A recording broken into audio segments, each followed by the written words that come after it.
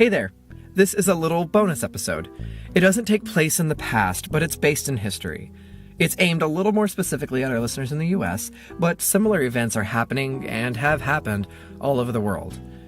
I kicked off episode 5, our most recent episode, with an executive order signed by President Eisenhower in 1953. It made homosexuality grounds for dismissal from federal employment. And here's a little update on that executive order, because we won't cover it on our show about pre-Stonewall gay history. So, Eisenhower signed Executive Order 10450 in 1953.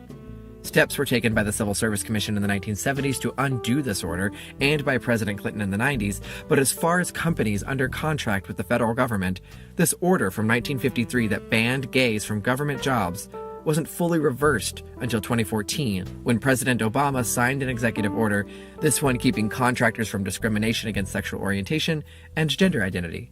Problem finally solved, right? A few years later, under Trump, threats immediately came down on that executive order signed by Obama. In May 2017, Trump signed a quote-unquote religious liberty executive order that in the original draft would have allowed federal contractors to fire queer people again. That part didn't make it into the order Trump signed, fortunately, but the language that did make it in is vague enough that religious-based discrimination could be allowed under the power of Attorney General Jeff Sessions, a known anti-LGBTQ figure. And by the way, that religious exemption is a beefed-up version of George W. Bush's addition to the order in 2002. Anyway, also in May 2017, the Equality Act was reintroduced into Congress. That act would be an amendment to the Civil Rights Act of 1964. It would be an amendment adding sexual orientation, gender identity, and sex to the list of protections. Protections against discrimination in employment, education, housing, federal funding, credit, public accommodations, and the jury system. All of these things, safe from discrimination for all minorities, would now include queer people too. Trump declined to support the Equality Act. In fact, he declined to support it on the same day he tweeted out a transgender military ban, which ultimately wasn't successful. Trump and Sessions filed an amicus brief saying the federal civil rights law doesn't protect LGBTQ people from any discrimination, essentially saying it's their constitutional right to discriminate. I'm sure you've heard this, but it doesn't hurt to say it again. One example of the imbalance in our rights as queer people is that we have marriage equality, but queer people can get married in the morning and get fired from work by that afternoon, because most state laws don't protect us either.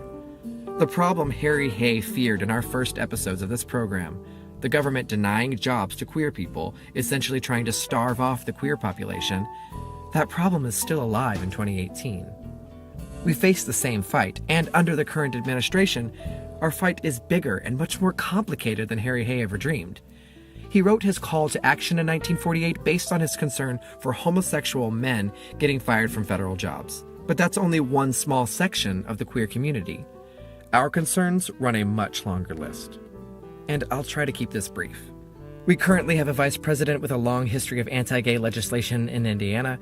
Immediately on Trump's inauguration day, LGBTQ people were removed from the White House website. Trump and Pence support the First Amendment Defense Act, allowing Kim Davis-style discrimination to any queer person trying to buy food or get a marriage license. Trump supported HB 2, the transphobic bathroom bill in North Carolina. All queer people have been removed from the U.S. Census. Trump is the first sitting president to address a hate group, the Family Research Council. As promised, Trump appointed a Supreme Court justice who disagrees with marriage equality, and Trump says he would support Judge Gorsuch in overturning marriage equality.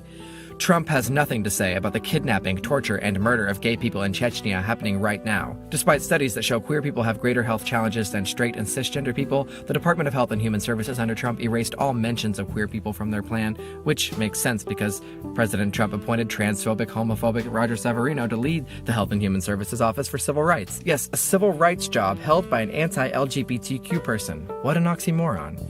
And just a couple weeks ago, in January 2018, the Trump administration and Severino created an oversight entity at the Department of Health and Human Services called the Conscious and Religious Freedom Division. Trump and Severino are giving protection to doctors, nurses, and other healthcare workers who want to refuse care for queer people and women on the grounds that it violates their religious beliefs.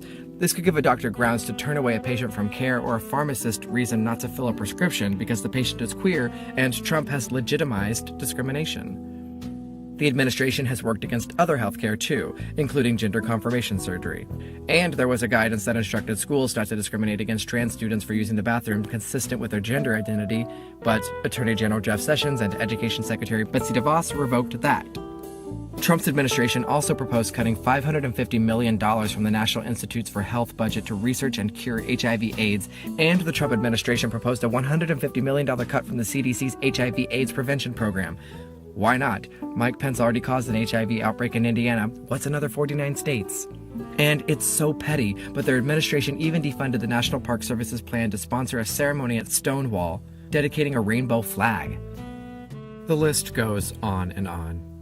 We continue to fight against 1953's Executive Order 10450 and the bigotry it spread into so many facets of our lives. Something we can do that the thousands of homosexuals purged by the State Department and the military in the 1950s couldn't do because of this executive order is talk about it. Many of them couldn't talk about the bigotry or strategize to fight the government. We can come out, we can find our communities and our families and get in the picket lines and march down the streets together. We can call our senators and members of Congress and speak out. We can tell our Trump-supporting families how deeply rooted bigotry is in misunderstandings and political games like that Executive Order 10450. We can tell them that the Lavender Scare was just that, a scare. The list I just read is solid proof that the president has no interest in ever protecting us. If you have Trump-supporting family or friends that you're still trying to convince to listen to reason, perhaps send them a link to this little bonus episode if they're open to it, and let me lecture them. Or visit our website for links to the sources to these current events and this history, particularly to share our history with friends and family. Like my friend Albert told me, the study of history is never wasted. It's preparation for the work ahead, the work right now. What else can we do? If you're in the US, vote. Register to vote right now. Vote.org. Click the link in the episode notes. Vote.org. Vote in 2018. Don't wait for 2020.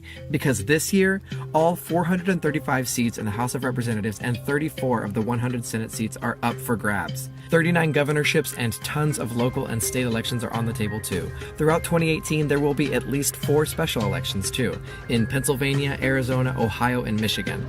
A couple of them are really soon.